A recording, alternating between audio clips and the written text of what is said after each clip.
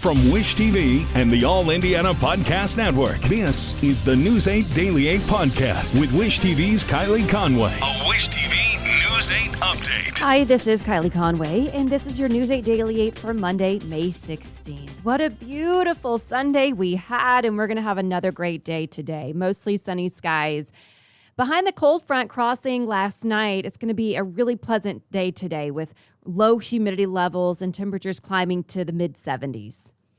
More than a dozen people are dead after several mass shootings all across the country this weekend. This morning, authorities identified the 10 victims killed at a Buffalo, New York supermarket. Police say their ages range from 32 to 86 years old. Authorities say 18-year-old Peyton Gendron traveled 3.5 hours to carry out a racist massacre. Police say Gendron made a threat at his high school last June, but was never charged with a crime. Federal authorities are now looking through a 180-page manifesto that was written by Gendron. It said that the assault was intended to terrorize all non-white, non-Christian people and get them to leave the country.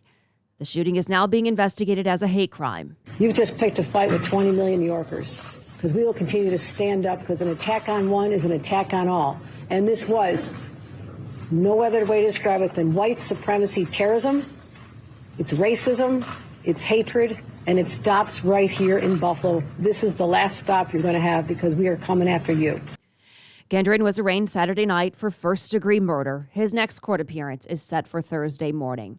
And President Biden and First Lady Jill Biden plan to go to Buffalo tomorrow to visit with families of the victims. The president has condemned the shooting, saying we must all work together to address hate in America. And according to the Gun Violence Archive, the Buffalo shooting and 3 more since then put America over 200 mass shootings for the year.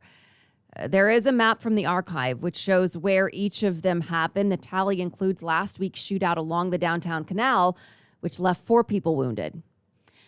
The NBA added a moment of silence to the Eastern Conference Finals pregame last night. The Bucks, Celtics, and fans all stood honoring those affected by the tragedy in Buffalo and Friday's shootout in Milwaukee that left 17 people wounded.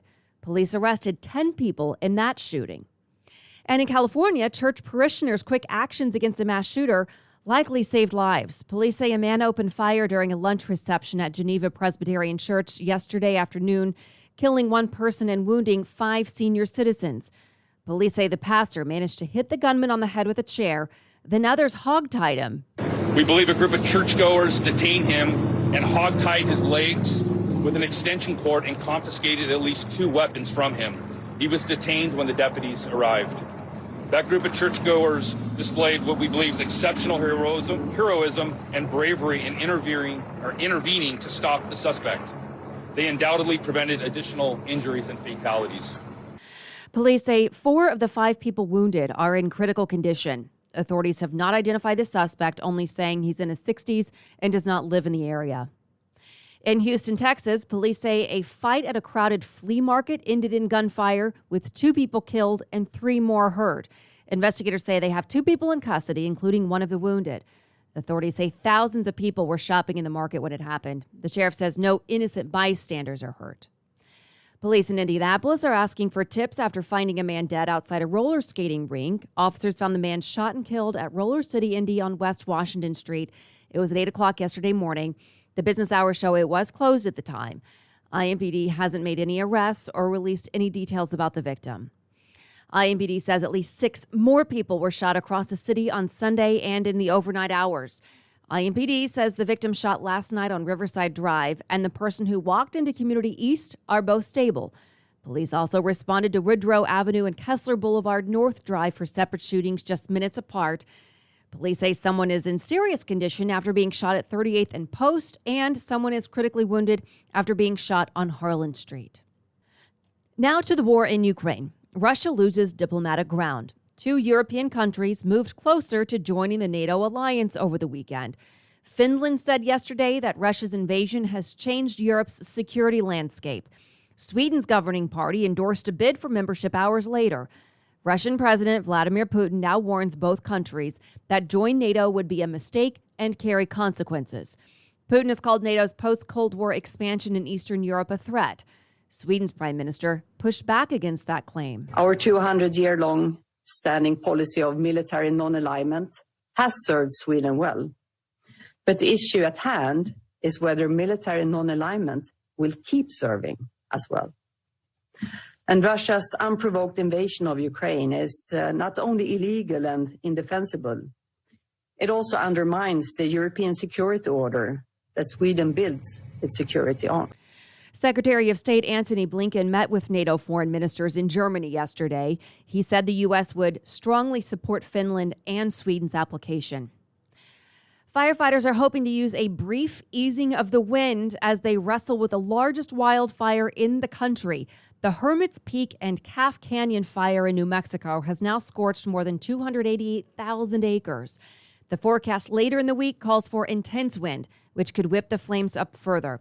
Authorities say while they still expect gusts today, they should be able to fly tankers over the fire. Normally in the evening, we get a little break. The humidities come up a bit, the winds settle down a little bit, and allow our firefighters to get in there at night and do some good. With the winds we've seen, the historic drought conditions, the fuel conditions, this fire at a moment's notice can just take on a life of its own, and there's very little we can do in some cases to do anything about it. The fire started 5 weeks ago as two different blazes, which then merged. Flames have destroyed hundreds of homes and other buildings. New Mexico's governor is asking for more federal help. Now back here at home, a local education nonprofit is polling parents across the country about school and options for next year. It's called Ed Choice, and since the pandemic started, it's asked parents about their kids' education every month. In April, it found 84% of parents were comfortable with their child attending school.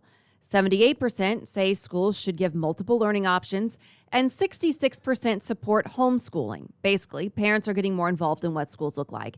News 8's Hannah Mordeau spoke with the group. Our girls are really happy. Emily Reichert's a mom of 3 girls. They live in Fishers, and when it comes to school, their needs aren't all the same. We knew our middle daughter, who's on the autism spectrum, was going to just need something else. She needed a much smaller environment. So before the pandemic, they switched to 2 private schools in Indianapolis using the Indiana Choice voucher. Once we got her in the right place, she just flourished. Unbundling education, we call it. Ed Choice president and CEO Robert Enlow says the pandemic is pushing parents to take more action. So there's a real vibrancy that's happening among families and among parents that just want different options. The nonprofit polls 1,000 to 1,200 parents across the country every month. The latest data? We're in this sort of post-pandemic wave, and you would think that everyone wants to run back to schooling as normal. What we're finding is that's not what parents want. Over time, what we're finding is parents wanted multiple learning environments. They want multiple learning options. They don't want to go back just to the way it was. In April, among American parents polled, Ed Choice found 84% felt comfortable with their kids attending school. 78% want schools to provide multiple learning options. And 66% support some sort of homeschooling. When it comes to school priorities, student resources, curriculum, and access to transportation were viewed as the most important. Still, more than 65% of parents say masks and or vaccine requirements are at least somewhat important. Continually saying they've had some disruptions because of all the policies and the policies around masking and COVID and all that. But what we're finding is parents are really focusing on how's my child learning, what is my child getting, and how can I access good options for my child. In the next school year, parents plan to step in even more. And they want to have more power and control. For Reichert, finding the right fit early made these past 2 years a little easier. It's amazing to know that you are doing what's best for your kid. Every child deserves to love going to school. Again, that was Hannah Mordeau reporting. She also reports the latest poll says that American parents rank education as their 3rd top priority for local governments, behind health care at number 2 and the economy at number 1. A former FDA commissioner says the government shares fault for the nationwide baby formula shortage. Dr. Scott Gottlieb served as the agency's commissioner from 2017 to 2019. He appeared this weekend on CBS's Face the Nation. He says there are not enough people in the agency to deal with problems in the infant food supply. This division at FDA is 9 people, and it was even fewer people when I was there. It's grown in recent years, and we made some budget requests to increase the size of that group. So the entire industry in this country is overseen by 9 people. This has been an under-resourced part of the agency for a very long time, and that's contributing, I think, to these challenges. Gottlieb also said there have been problems for years at the Abbott baby formula plant in Michigan, which is currently closed because of contamination concerns. The company announced late last week that it's increasing production at other facilities. Abbott is also hoping to reopen the Michigan plant within 2 weeks if it gets the FDA okay. With the shortage, there's an increased demand for donated breast milk. The milk bank typically provides donor milk to premature or sick babies. And now the director says the local nonprofit is fielding even more calls for help. It's certainly scary for a lot of families. We're hearing the desperation in their voice when they're calling. For babies who have some sort of medical condition or a formula intolerance, or maybe they've been on a specialty formula due to an illness, they don't have a lot of options right now. Jenna Strait urges parents to not dilute formula if there's none to be found, but instead give them a call. And if you're in a position where you could be a milk donor, Strait asks you to call as well. It's about a week-long process to get approved. She also says if you can't donate milk, monetary donations are a big help. Jury selection begins today in the federal trial for a lawyer for Hillary Clinton's presidential campaign. Michael Sussman is accused of lying to the FBI during its investigation of potential ties between Donald Trump and Russia in 2016. It's the first trial to come out of the investigation by special counsel John Durham into the origins of the Russia probe. Sussman is accused of misleading investigators during a September 2016 meeting.